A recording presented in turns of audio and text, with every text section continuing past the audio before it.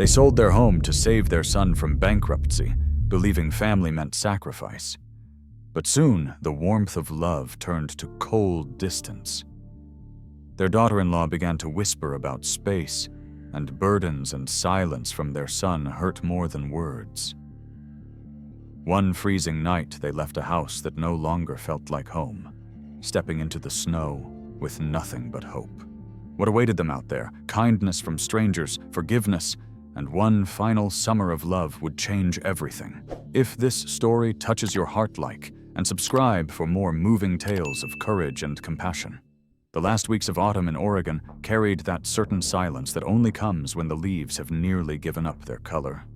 Walter could smell the wet bark from the pine trees through the open truck window as he and Helen drove the final mile to their son's house.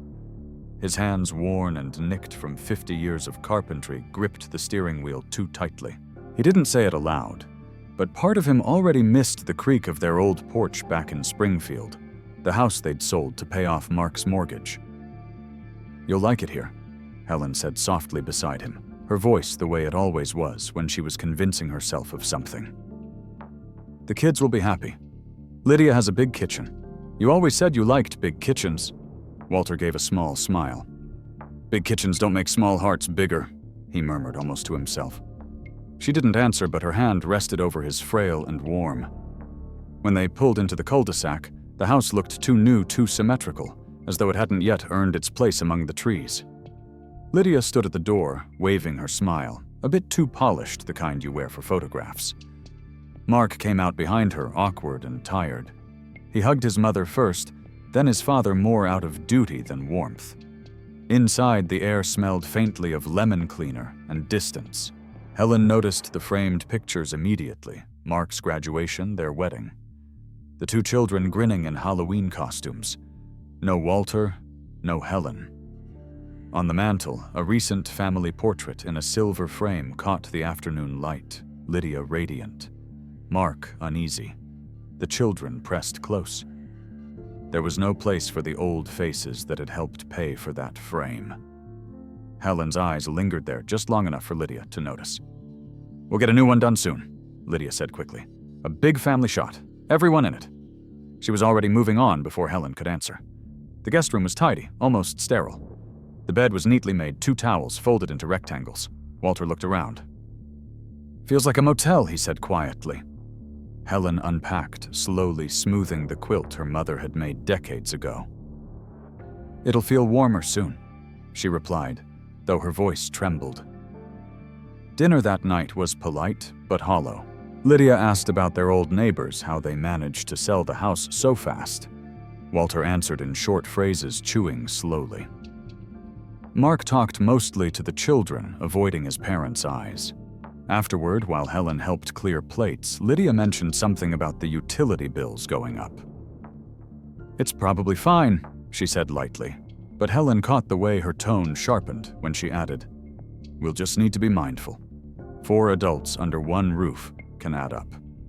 Walter, pretending not to hear, carried his coffee to the porch. He looked at the faint light behind the pines, thinking of the workshop he'd left behind, the smell of cedar that had once clung to his clothes. Helen joined him, wrapping her cardigan tight. "We did the right thing," she said, her eyes glistening with reflection, odd tears. They needed help. Walter nodded but didn't answer. Across the street, someone's wind chime sang against the dusk. The sound made him ache for their porch swing for mornings when they would read the paper side by side without saying a word. Inside, Lydia's laughter rose sharp and brief. It didn't sound like the laughter of home. Later that week, Helen found Lydia rearranging the family pictures again. She watched silently from the doorway as Lydia took down one of the smaller frames, an old photo of Mark with his parents at his high school graduation, that Helen had slipped among the others. Lydia hesitated, smiled faintly, and then replaced it with a picture of the kids on a carousel. "It looks more balanced this way," Lydia said, as if symmetry could replace belonging. Helen nodded. That night, she placed the removed photo in the drawer of her nightstand. When Walter saw it, he just sighed. "She's young," he said. "Maybe she just doesn't think." Helen smiled sadly. "Oh, she thinks plenty." On Sunday, Lydia suggested a drive to the lake with the children. "You two can rest," she said sweetly. "You must be tired from all the moving." Walter offered to join, but Lydia insisted. When the car pulled away, the house fell silent, like an empty church after prayer. Helen turned to her husband. "It's just an adjustment," she whispered. But her reflection in the window said otherwise. Two figures fading from the photograph of their own family. As dusk settled again, Walter poured her tea, and they sat side by side without speaking. Outside, the wind picked up, rattling the bare branches, carrying with it the faintest echo of their old home, a place that had been more than walls, more than warmth. It had been theirs. The first winter storm came earlier than usual, and the sound of wind pressing against the windows reminded Helen of their old house where the draft slipped through, but never felt this cold. The new house was sealed, tight, perfect, lifeless. Walter sat at the kitchen table reading an old woodworking magazine he had brought from Springfield, the pages already curling at the edges. Helen was stirring soup on the stove when Lydia entered, wrapped in her soft gray sweater, her phone in hand. "The utility bill came," she said lightly, but her tone carried something else, something sharp. "It's almost double last month's. I guess with 4 of us home all day it adds up." She didn't look at Helen directly. She didn't need to. Helen's hand paused on the spoon, the steam rising between them like a silent wall. "I'll try to use less heat during the day," Helen said softly. "We can wear sweaters." Lydia smiled, but it was the kind of smile that didn't reach her eyes. "Oh, no one's blaming anyone," she replied, though the way she turned to leave said otherwise. When the door closed behind her, Walter folded the magazine and looked at his wife. "We help pay for groceries," he said, voice low but steady. "We can cover the difference." Helen shook her head. "She doesn't want help. She wants to remind us we're extra." Walter didn't answer. He just rubbed the back of his neck, the skin rough and pale. That night at dinner, Lydia made grilled chicken for the children and a thin vegetable soup for the rest. Helen complimented the seasoning anyway, trying to ease the tension, but Lydia was already talking about something else. Mark's clients, the rising cost of everything, the strain of being the only one working. When she finished her monologue, Mark nodded quietly, pushing peas around his plate. Walter noticed his son's shoulders tense every time Lydia sighed. After the dishes were done, Helen stood at the sink, rinsing bowls. She could feel Lydia behind her, straightening the counter, the air heavy between them. "You don't have to do all this," Lydia said finally. "We have a dishwasher." Helen smiled faintly. "I like doing it by hand. It makes me feel useful." Lydia didn't respond. The next morning, Helen woke early to pack lunches for the children. She had always done it by instinct, slicing fruit-cutting sandwiches into small triangles. Lydia entered halfway through, hair still wet from the shower. "You don't need to do that," she said. "The kids buy lunch at school now." Helen hesitated, knife still in hand. "I didn't know." "It's fine," Lydia said, taking the knife gently from her hand and setting it down. "We're just trying to keep things simple." Helen nodded, her chest tightening. The refrigerator door reflected her face, faded, uncertain. She spent the rest of the morning quietly folding laundry that wasn't hers. When Walter came in from walking to the mailbox, she was sitting at the kitchen table with a list. "I think I'll make soup tonight," she said. "Just vegetables. We can save the chicken for the kids." He frowned. "You can't live on soup, Helen." "We did once," she reminded him, smiling softly. "When Mark was little and you were out of work that winter. We made it through then. We'll make it through now." Walter leaned against the counter, his jaw tight. "This isn't the same. Back then we were building something. Now it feels like we're slowly disappearing." She reached for his hand. "Maybe disappearing quietly is better than being reminded we're in the way."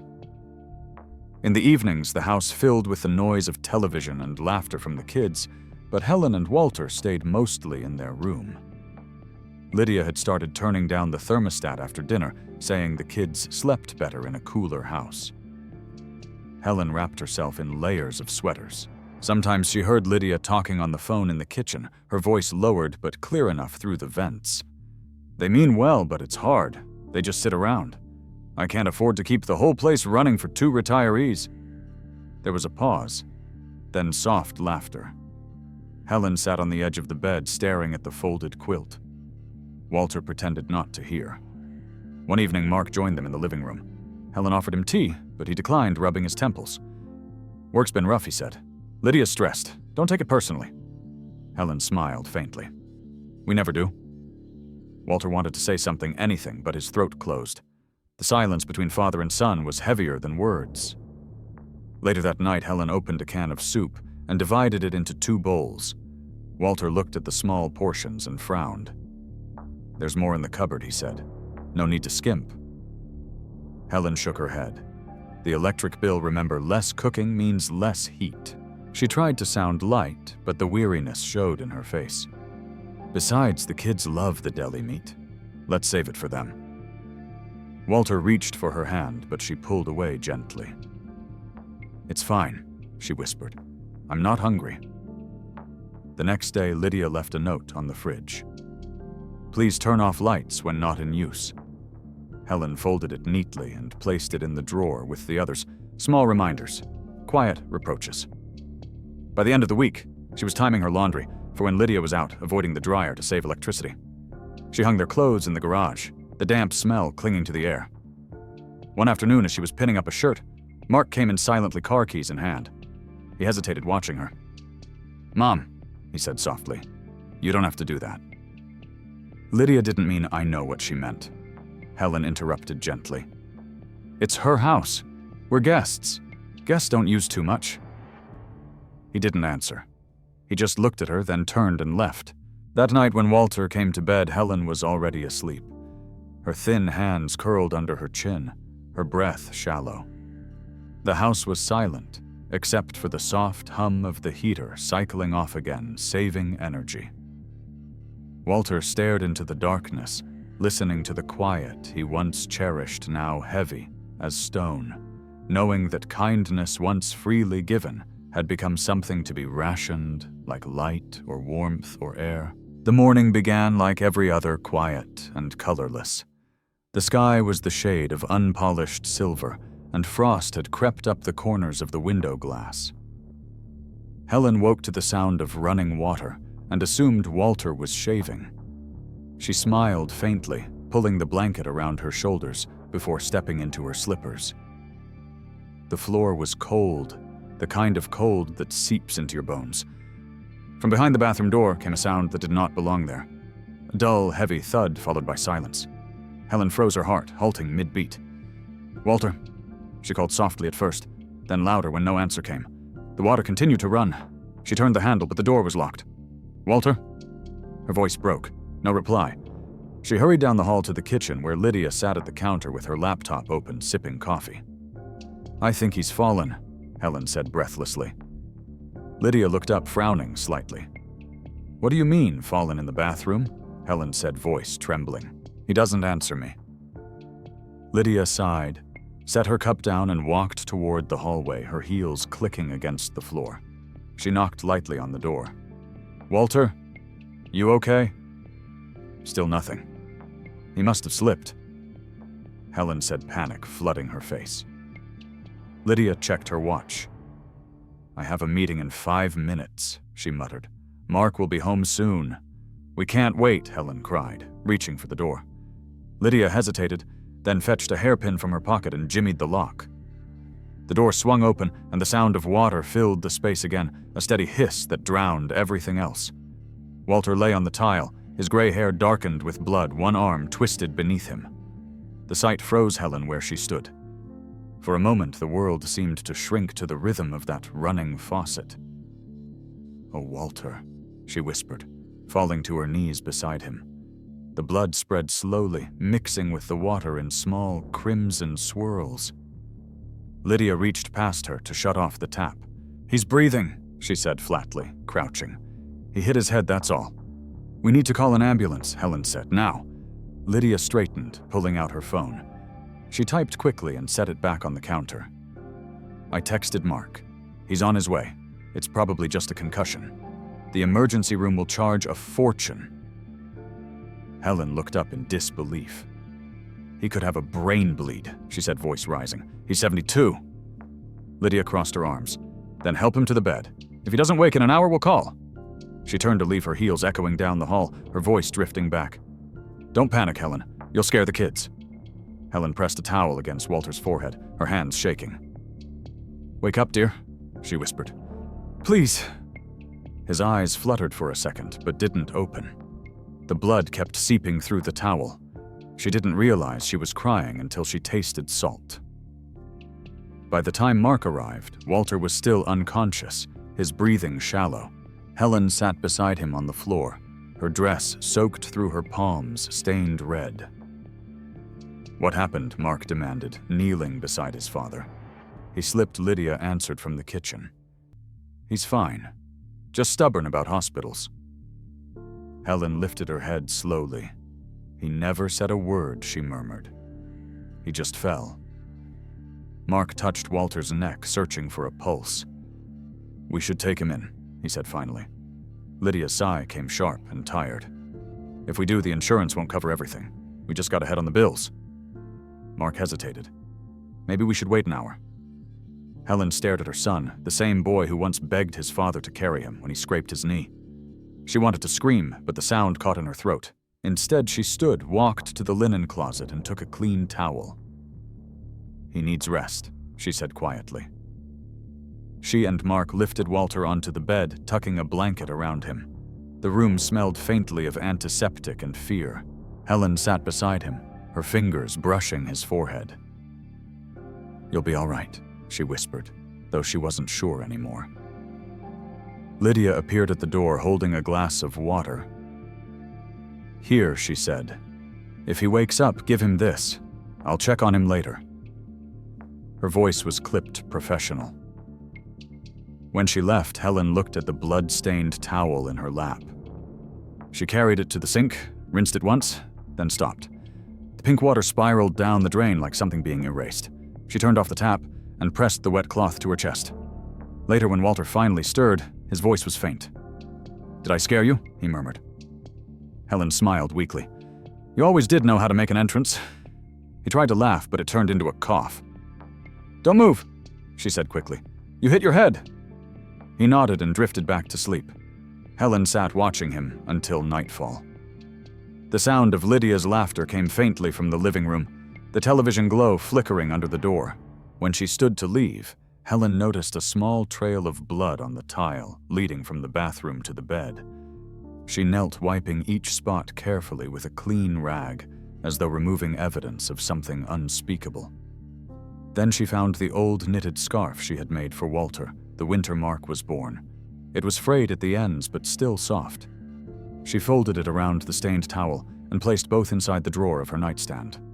When she closed it, she did so gently, as if sealing away a secret. That night, the house slept soundly. Only Helen lay awake, listening to Walter's uneven breathing, her heart counting each fragile rise and fall. Outside, the frost thickened on the windows, and inside silence settled like snow, soft cold, and heavy enough to hide what should never have been ignored. The house was quiet again, the kind of stillness that follows exhaustion rather than peace. Walter had been improving slowly since the fall. He could walk short distances with a cane now, though each step carried hesitation. Helen kept careful watch over him, rising at night whenever she heard him stir. She had grown used to the rhythm of their isolation. The soft closing of doors, the careful footsteps meant not to disturb Lydia. But that night the air felt different. She woke near midnight, the house colder than usual, the heater silent. Walter slept soundly beside her, his breath soft and shallow. She slipped from bed, pulling her robe close, and padded down the hallway to fetch a glass of water. From the kitchen came the faint glow of a phone screen, and a voice lowered to a whisper. Helen froze at the doorway. Lydia stood by the counter, her back half turned, the phone pressed close to her ear. Her tone was calm, almost businesslike. The paperwork isn't complicated, Lydia was saying. Dr. Mitchell already noted signs of cognitive decline. Once that's filed, the guardianship will transfer smoothly. If they're declared incompetent, their assets, yes. The house included can be consolidated under my name for management purposes. There was a pause, then a small laugh. Of course, Mark doesn't need to know everything. He's too sentimental for this. Helen's hand tightened on the glass she was holding. The sound of her heartbeat filled her ears. Lydia continued, her voice steady. We can't keep supporting them forever. This is the practical solution. It's not cruelty, it's responsibility. Helen felt her fingers tremble, and the glass slipped from her grasp, shattering against the tile. The sound cut through the air like a gunshot. Lydia stopped mid-sentence, turned slowly, and set the phone face down on the counter. The two women stared at each other across the room, the younger in her pressed nightclothes composed, the older in her faded robe, barefoot and frightened. For a long moment, neither spoke. Then Lydia crossed the kitchen with quiet steps, each one deliberate. You startled me, she said, her tone light, but eyes cold. Couldn't sleep. Helen bent down to pick up the shards, her hand shaking. I just needed water, she murmured. Lydia crouched beside her, brushing away a piece of glass with the tip of her manicured finger. You should rest more, she said softly. You've been anxious lately. Sometimes stress makes people forgetful. Helen looked up sharply, but Lydia's expression remained calm, almost kind. You mean like Walter? Helen asked quietly. Lydia tilted her head slightly. I mean like anyone your age, she replied. Sleep is important. You wouldn't want people worrying unnecessarily. She stood, wiped her hands on a towel, and filled another glass of water. She placed it carefully on the counter in front of Helen. Here, drink this and go to bed. I'll clean the rest. I'm only thinking of your health, Mother. The word mother came out with an unnatural sweetness that chilled Helen more than the cold air. She took the glass with trembling fingers, forcing a nod. Thank you, dear. Lydia smiled, slow and practiced. That's better. Good night now. Helen turned to leave, the sound of her pulse roaring in her ears. As she walked down the hallway, she felt Lydia's gaze follow her, steady and unblinking. When she reached the bedroom, Walter was still asleep, his face pale in the moonlight. She sat on the edge of the bed, clutching the glass. Her reflection in the window looked ghostly, eyes, wide lips pressed thin. For a long time, she couldn't move. Her mind replayed Lydia's words again and again until they blurred together, declared incompetent assets consolidation management. She had sold their house for family. Now it might be used against them. Around 2 a.m, she finally rose and went to the dresser. From the bottom drawer, she took out an old notepad, the kind she used to keep grocery lists on. Her hand shook as she wrote each letter, uneven but deliberate. If something happens to me or Walter, it is not an accident. She stared at the words for a long time, then folded the paper and slid it beneath the lining of her jewelry box. The ticking of the wall clock sounded unnaturally loud. She returned to bed, but sleep would not come. Every creak of the house, every distant sound made her flinch. She thought of the conversation she had overheard, of the cold logic in Lydia's voice, of the way she had smiled afterward. Near dawn, Walter stirred beside her. You're awake, he murmured. Helen forced a smile. Just couldn't sleep. Nightmares. Something like that. He reached for her hand. Go back to sleep, sweetheart. She nodded, pretending to close her eyes. But long after he drifted off again, she remained still, staring at the faint light creeping through the curtains. Somewhere downstairs, a floorboard creaked.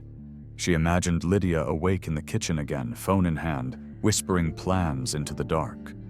Helen pressed her lips together, the chill in her chest deeper than any winter air. When the morning came, she folded the note once more and hid it under the mattress. Morning arrived gray and damp, as if the world outside the window had forgotten how to glow. Helen sat by the kitchen window, stirring her coffee, though she never drank it. The cup was only an excuse to stay still, to think, without appearing to think. Lydia was out for groceries, the children at school, and Walter was in the den reading a newspaper from 3 days ago. Every sound in the house felt like it might betray her. Each creak of the floor, each hum from the refrigerator. For days, the thought had haunted her like a whisper she could not silence. Leave. Leave before something worse happens. She waited until Lydia's car pulled out of the driveway, then went quietly to the bedroom closet.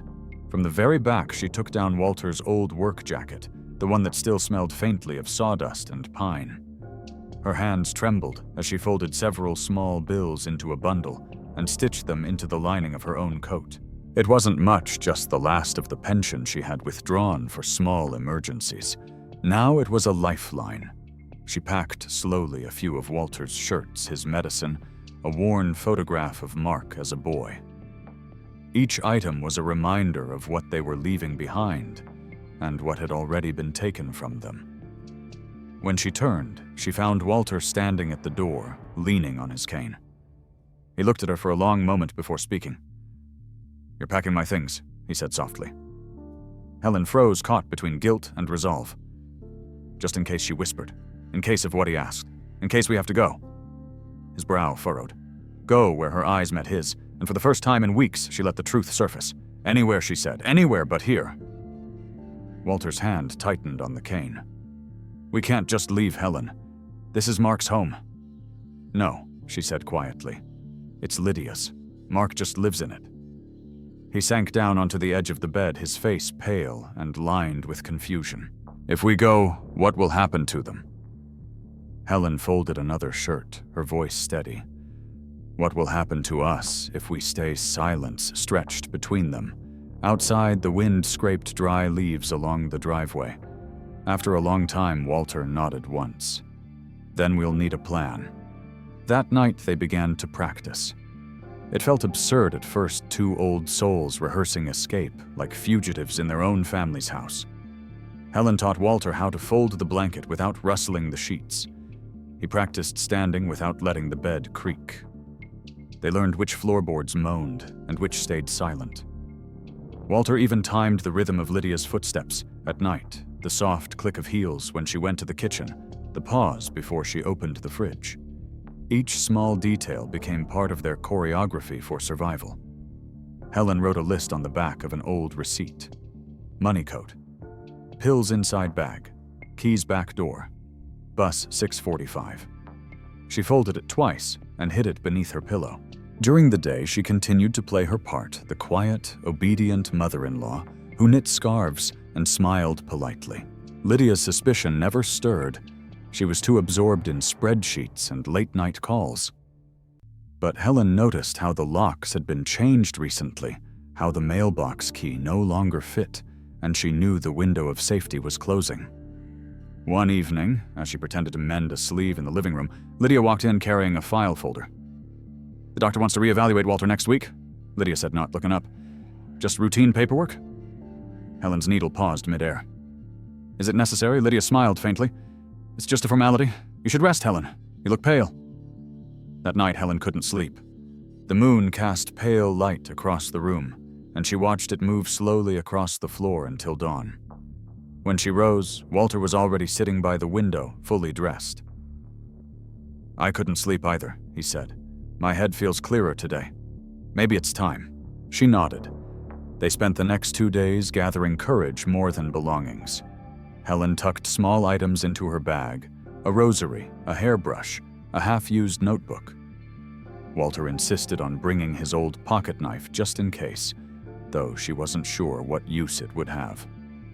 On the third evening, the forecast announced snow.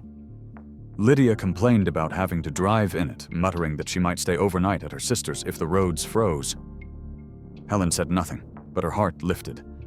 When the house grew quiet, they moved through it like shadows. Helen checked the clock. 11:42 p.m. Lydia's car wasn't in the driveway. Walter zipped his coat and slipped the small bag over his shoulder. His hands shook slightly. "You sure about this?" he whispered. Helen touched his face gently. "I'm sure about leaving. Not about what comes after." He smiled weakly. "Then that's enough." They rehearsed one last time.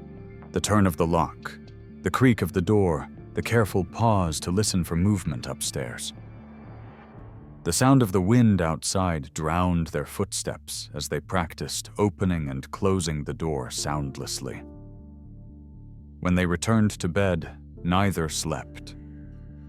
The next day would bring decisions that could not be undone, but in that fragile stillness before dawn, They both felt something almost forgotten. A flicker of hope, thin but alive, trembling between them, like the flame of a single candle in the dark. The night they left was silent, except for the wind pressing its cold breath against the house.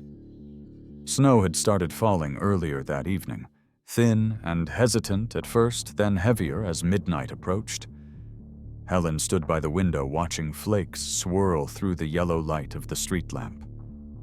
She could hear Lydia's absence, the kind of quiet that only happens when the source of tension is gone. It was the first stillness in weeks. Walter sat on the edge of the bed, buttoning his coat with stiff fingers. The room smelled faintly of dust and detergent of all the nights they had endured. Helen checked the clock, 12:17 a.m. "It's time," she whispered. Walter nodded. His cane rested by the wall, but he left it behind. The sound of it might betray them. They moved carefully through the hallway, shadows among shadows. The house creaked once, low and mournful, as if sensing their departure. In the kitchen, Helen placed the house key on the table. Next to it, she set a folded note in her delicate handwriting. "Don't worry about us." It was not written out of anger, but mercy. She wanted Mark, when he found it, to feel sorrow, but not guilt. The refrigerator hummed softly, indifferent to their leaving. Walter adjusted the strap of the small bag across his shoulder, then looked around the kitchen one last time. "We raised a good boy," he murmured. "He just forgot who he was married to." Helen touched his arm. "Let's go before the snow gets worse." They stepped outside, and the cold hit like a wall. The driveway was already buried beneath an inch of white. The world looked washed clean, emptied of all color and warmth. Helen pulled her scarf tighter, the fabric rough against her chin. Walter locked the door and placed the spare key beneath the flower pot, an old habit from Springfield. "Old habits die hard," he said softly. "So do old hearts," Helen replied. The street was empty. Their footprints appeared and vanished beneath the steady snowfall. They moved slowly, holding hands, their breath rising in pale clouds. Every step felt like a small rebellion, an act of faith against despair. The town slept behind them, its lights dimmed, its roads muffled by snow. Walter's hands were shaking both from cold and fear. He worried that Lydia might come home early, that she would see the empty room and call the police. But as they turned the corner, those fears faded into the wind. The bus stop was nearly half a mile away. Helen's breathing grew heavier with each step, the sound rasping in the stillness. "We'll rest soon," Walter said. "Just a little farther." She tried to answer, but the words came out as a cough. The sound tore through the quiet like a splinter. He stopped, immediately turned toward her, and saw her lips pale, her shoulders trembling. Without a word, he shrugged off his coat and draped it over her. "You'll freeze," she whispered. "I'll manage," he said, though his teeth were already chattering. The snowflakes caught in his gray hair, melting into tiny, glistening drops. He smiled faintly. "You always said I looked better in winter." Helen tried to laugh, but another cough took its place. She held his arm tightly, leaning into him as they walked. The streetlights flickered in the distance, painting their shadows long and fragile across the snow. They looked like two figures out of a forgotten photograph, one leading, one clinging, both fading. Walter could feel the ache in his legs, the sharp pull in his chest, but he didn't stop. He thought of the years they had built together, the long summers, the laughter of a young boy in the yard, the nights fixing broken chairs by lamplight. Everything they had ever been now fit into the small bag on his shoulder and the space between their clasped hands. When they reached the bus stop, the bench was buried in snow. Helen sat carefully, the cold biting through her skirt. The street was empty, the only sound the whisper of falling snow and the far-off hum of a plow on another road. Walter looked down the street, squinting through the curtain of white. No headlights, no sound of an engine. "It'll come," Helen said weakly. "It always does." He nodded and brushed the snow from her hair. The warmth had already left his fingers. "Remember that Christmas in Astoria," she murmured. "The one where the lights went out? And we sat by the fire eating canned peaches, he said. Best dinner I ever had. She smiled faintly. I'd take that over this. So would I. Her head rested against his shoulder, and for a moment she looked peaceful. Walter listened to the soft rhythm of her breathing, the wind circling them like an unseen presence. The bus did not come. Time slipped quietly unnoticed as snow piled around their boots. Walter began to shiver uncontrollably, but he didn't move. He pulled Helen closer, wrapping his arm around her beneath the coat. Almost there, he whispered, though he no longer knew where there was. The streetlight above them flickered once more, casting a brief golden glow over their faces before dimming again. Beneath it, two old figures sat together against the endless white, the world reduced to the sound of falling snow and the quiet strength of love that refused to yield no matter how cold the night became. The snow had slowed to a faint drift by the time Helen stirred again. The night had turned quieter, colder, and the world around them seemed made of glass. Walter's arm had gone numb, but he didn't move. When he looked down, he saw the flakes clinging to Helen's eyelashes, her lips pale, but still warm against his shoulder. The street remained empty. The bus hadn't come, and the bench beneath them groaned with frost. Walter glanced at the clock, mounted on the nearby shelter wall. It was nearly 3 a.m. We should move, he whispered more to himself than to her. But before he could rise, a faint beam of light appeared from down the street. Not headlights, something smaller, softer. A flashlight. A woman's voice followed, muffled by the wind. Hello, anyone here? Walter straightened his back, protesting. Over here, he called weakly. The figure drew closer, wrapped in a thick green coat, a wool hat pulled low. When she stepped into the light, Walter saw a face lined with fatigue, yet kind, in a way that made him ache. Oh, good heavens, she said. You'll freeze to death out here. She lowered the flashlight, revealing a name tag pinned to her coat, Moore City Maintenance. She set down her cleaning cart, the metal rattling softly. Bus hasn't run since 9, she explained. Storm shut it down. Helen tried to smile. We didn't know. I guessed that Mrs. Moore said gently, Come on inside, there's a staff lounge next door. Warm, at least. Walter hesitated. We don't want trouble. It's no trouble, she said firmly. You look like my parents used to. They never liked asking for help either. She led them to the maintenance building beside the station, a small structure that smelled faintly of bleach and coffee. She guided them to a table near a space heater, its orange glow flickering like a small sun. Sit tight, she said, disappearing into the adjoining room. Helen rubbed her hands together, her fingers stiff with cold. Walter reached across the table and took them in his. We made it out, he murmured. That counts for something. She nodded, too tired to speak. A few minutes later, Mrs. Moore returned, carrying 2 mismatched mugs. Best I can do, she said. Cocoa mix from the vending machine. It's not fancy, but it's warm. Helen took the cup with both hands. The steam rose and fogged her glasses. She breathed it in slowly, the sweetness almost foreign after weeks of bitterness. Thank you, she whispered. Mrs. Moore shrugged. Nobody deserves to freeze, she said simply. You folks got somewhere to go. Walter hesitated. We're heading west, he said, to find work. It wasn't entirely true, but it sounded less pitiful than the truth. She said, unconvinced, but too polite to press. She poured herself coffee and sat across from them. You remind me of my late husband, she said after a pause. He used to fix everything around here before the city let him go. He said machines are easy, it's people that break your heart. Her eyes softened. He was right. The room grew quiet, again the hum of the heater filling the silence. Then a voice crackled from a radio near the desk. Unit 12 check on station maintenance building. Alarm triggered by door sensor. Mrs. Moore sighed. That'll be Officer Sam, she said. Don't worry, he's decent. Moments later, the door opened, and a young police officer stepped inside, shaking snow from his jacket. Evening, Mrs. Moore, he said, removing his gloves. Got a call about the alarm. His gaze shifted to Walter and Helen. Everything all right here? They were stuck in the snow, Mrs. Moore said calmly. I brought them in to warm up. Sam studied them for a moment. Helen lowered her eyes, embarrassed. Walter lifted his chin. "We're fine, officer. Just waiting for morning." Sam nodded slowly. "You folks live nearby," used to Walter said. "Not anymore." Mrs. Moore shot him a look that said more than words. "They don't need questions right now," she told Sam gently. "They need warmth."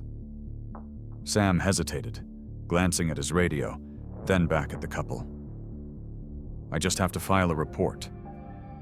"Then file it later," Mrs. Moore said. "If your parents were here, you'd do the same." Her tone was calm, but carried an authority that made even the young officer pause. He smiled faintly, conceding. "Fair point." He turned to the heater, rubbing his hands near the glow. "My mom's in a nursing home," he said quietly. "She hates it there. Always says the nurses talk to her like she's a child." Mrs. Moore's expression softened. "That's because they forget she's still someone's mother. When people get old, they don't stop needing to be heard." Sam nodded, looking toward Walter, whose hands were shaking as he held the cup. The sight caught him off guard. He saw not a stranger, but his own mother's hands, once strong, now frail, still trying to hold dignity between the cracks of time. "You want me to call anyone?" he asked gently. Walter shook his head. "We've made enough calls in life," he said.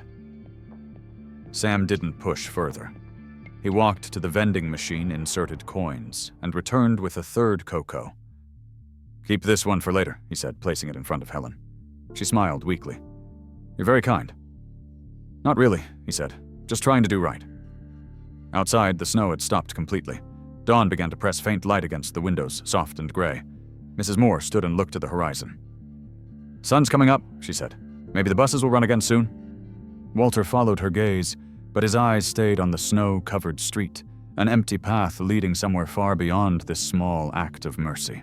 He didn't know where it would take them, only that they weren't alone in that moment, and somehow that was enough to keep moving. Morning light came soft and pale over the town of Millbrook, a small place tucked between the hills and the highway. The snow from the storm had melted into thin gray slush along the sidewalks, and the smell of baking bread drifted from the Main Street bakery before the shops even opened. Mrs. Moore unlocked the door at 6, humming softly as she flipped the sign to "Open at 7." Behind her, Helen and Walter stood awkwardly, their overnight bags still at their feet. They had stayed on the maintenance lounge couch the previous night, too tired to speak. Now, as sunlight spilled into the bakery, everything felt new and uncertain. "It's not much, Mrs., Moore said, wiping her hands on her apron. "But the attic upstairs is dry, and the heater works if you jiggle the switch. You can stay there until you figure things out." Walter started to protest, but she raised a hand. "No rent," she said firmly. "You help me open shop in the mornings, that's payment enough." Helen looked at her husband, and he nodded with quiet relief. "Thank you," she said softly. "We'll do our best not to be in the way." Mrs. Moore smiled. "You won't be. Folks around here mind their business, but they've got good hearts. You'll see." By 8, the bakery filled with the smell of cinnamon and yeast. Helen tied on a spare apron and stood beside Mrs. Moore at the counter, her thin hands surprisingly steady as she rolled dough into soft circles. Walter worked in the back, fixing a loose door hinge with the precision of a man who had spent a lifetime making things fit. Every few minutes he straightened up slowly, wincing at the pull in his back, but smiling at the rhythm of work returning to his hands. When the first customers came in a mail carrier, a young mother with a toddler, they greeted Mrs. Moore by name, then looked curiously at the couple behind the counter. New helpers, Mrs. Moore explained with a grin. Friends of mine passing through. The customers smiled, nodded, and left with loaves wrapped in paper. It was simple, wordless acceptance.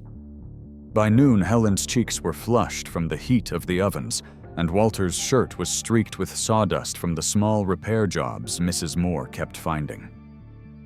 "You two make me look lazy," she teased, handing them sandwiches. Helen laughed for the first time in months. "I haven't felt this useful in a long time," she admitted. "It feels good to stand for something again." That evening when the bakery closed, Mrs. Moore showed them the attic, a small room under the slanted roof with one window overlooking the quiet street. There was an old iron bed, a chest, and a stack of quilts that smelled faintly of lavender. "My daughter used to sleep up here," Mrs. Moore said. "She's off at nursing school now. You'll be comfortable." Helen touched the edge of the quilt. "It's lovely," she said. "I hope she doesn't mind." "She'll be glad someone's using it," Mrs. Moore replied.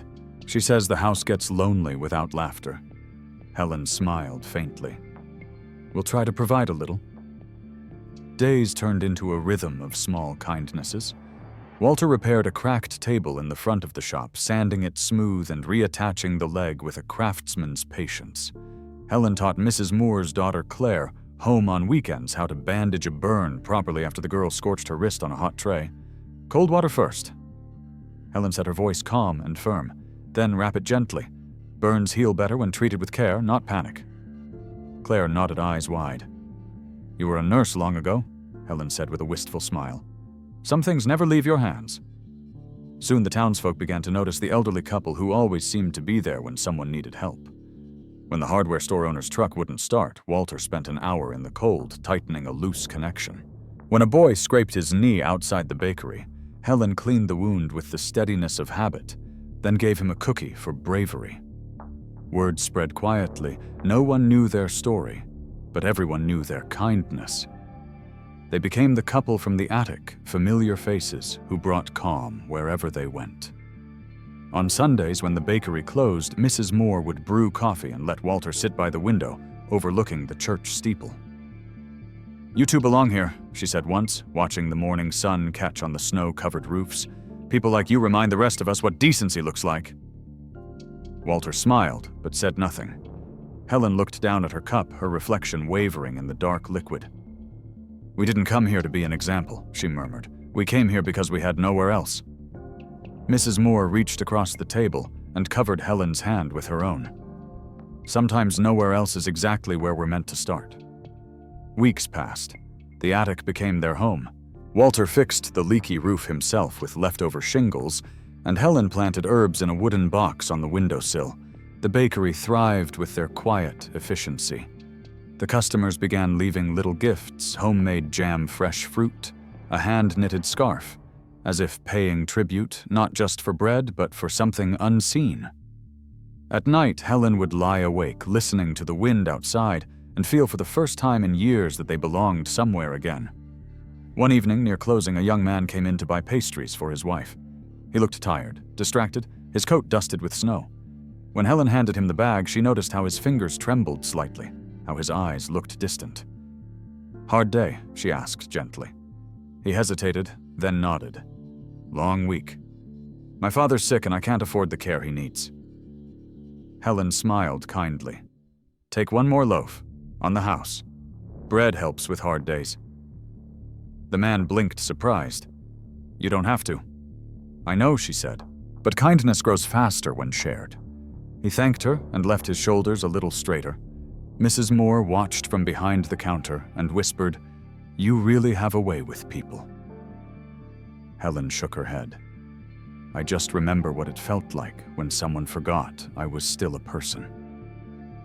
Outside, snow began to fall again, gentle this time, settling softly on the rooftops. From the attic window, the lights of the town shimmered faintly through the flurries. For the first time since leaving, Helen and Walter didn't talk about the past or what they'd lost.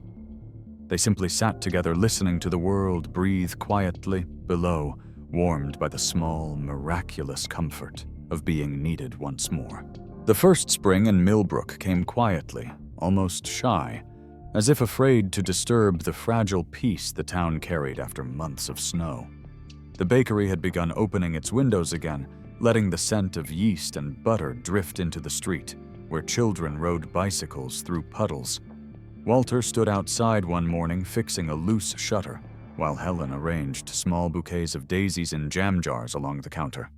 Their lives had settled into something gentle and steady, work laughter, and the slow rhythm of ordinary days. It was almost enough to make them forget how far they had come. Then, one late afternoon, when the light was golden and soft, a shadow fell across the bakery door. Helen looked up from kneading dough and froze. A man stood there, his coat hanging loose on his shoulders, his hair unkempt, eyes sunken with sleeplessness. For a moment, she didn't recognize him. Then his voice broke the stillness. "Mom." Her hands went still, covered in flour. Walter turned from the table, his breath catching. Mark stepped inside, and the door closed behind him with a small click. He looked smaller than Helen remembered, as if the weight of the past months had carved him into someone else. How did you find us?" she asked softly. "Mrs. Moore," he said, his voice trembling. "I came by last week." She didn't say much, but I knew. He hesitated, his gaze flickering between them. "I've been looking for months. Lydia filed for divorce, took the house, took everything. The kids, they're with her." He swallowed hard. "I don't blame them." Walter said nothing, just studied his son's face, the lines of exhaustion, the guilt that seemed to pull his shoulders inward. "We didn't mean to disappear," Helen said finally. "We just needed to breathe." "I know," Mark whispered. "I know you did. I just—" His voice broke and he pressed his hand over his mouth. "I let things happen. I didn't stand up for you. I thought keeping peace meant keeping quiet. But silence can be cruel." The bakery was silent except for the faint ticking of the wall clock. Helen took a slow breath, then walked to the counter.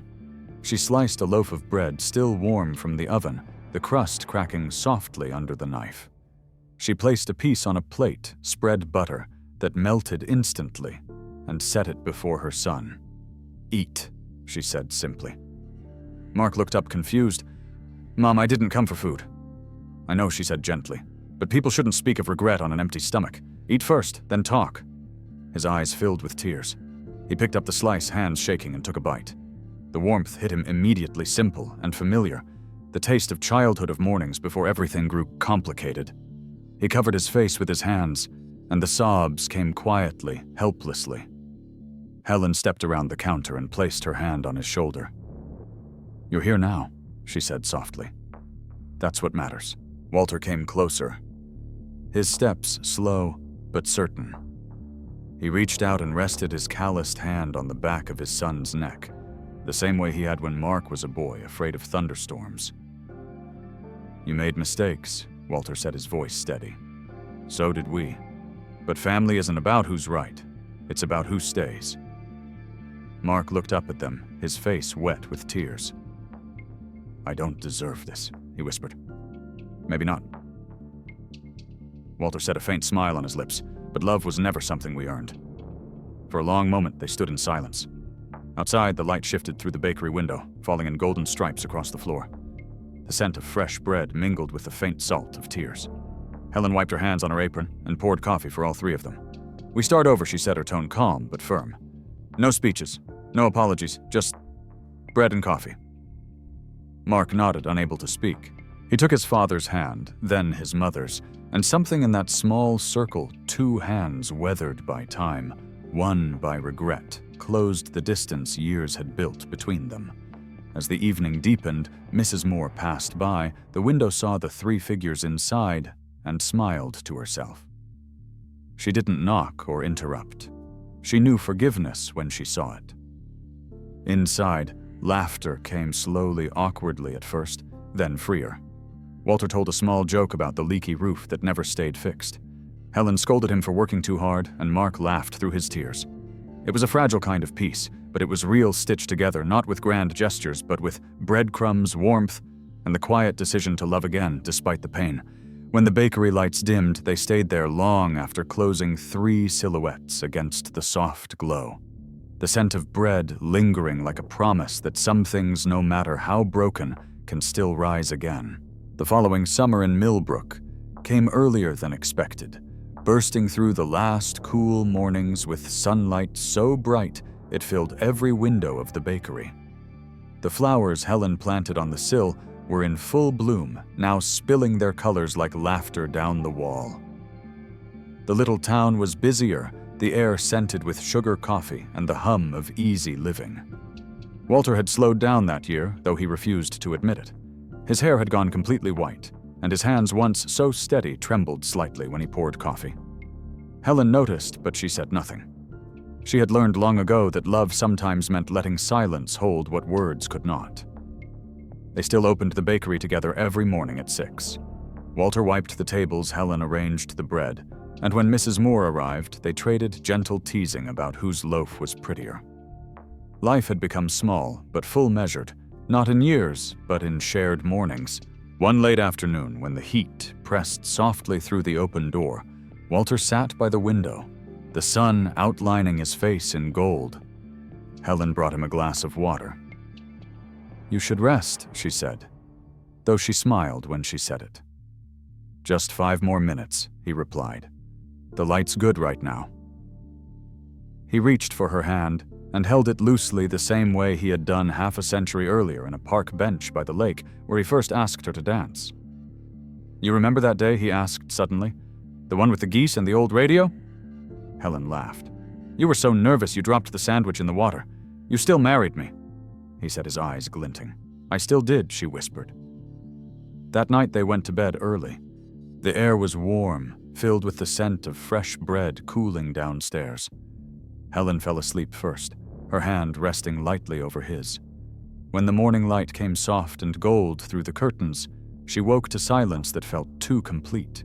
Walter lay beside her, his face calm, his hand still holding hers, his breath forever stilled. For a long time she didn't move. She sat there tracing the lines of his face, the familiar creases that spoke of laughter, worry, and a lifetime of building things that lasted. Her tears came slowly, quietly, like rain finding its way home. When the funeral came, the townspeople filled the small church carrying flowers and stories. Mrs. Moore wept openly. Claire stood beside Helen the entire time, one hand over her shoulder. Mark came from the city holding a photograph of his father fixing a broken chair. He was happiest when he was making something, he said softly. Even if it was just peace. Helen smiled faintly. He made that best of all. When it was over, Helen chose not to bury him. Instead, she took the small urn and drove with Mark to the lake near Springfield, the same place where Walter had once built a wooden pier by hand. The air smelled of pine and summer dust, and dragonflies hovered over the still water. She walked to the edge, holding the urn against her chest. 51 years, she whispered. You always said time was just the way love counted itself. She opened the lid, and the ashes caught the wind, gently falling into the sunlight like drifting snow. The lake shimmered, accepting him with quiet grace. For a long while she stood there, her reflection merging with the ripples. Mark placed a hand on her shoulder, but she didn't turn. She only said, "He built this pier." He always liked to leave something standing. Back in Millbrook, the bakery felt emptier without Walter's humming, without the way he always straightened the chairs before opening.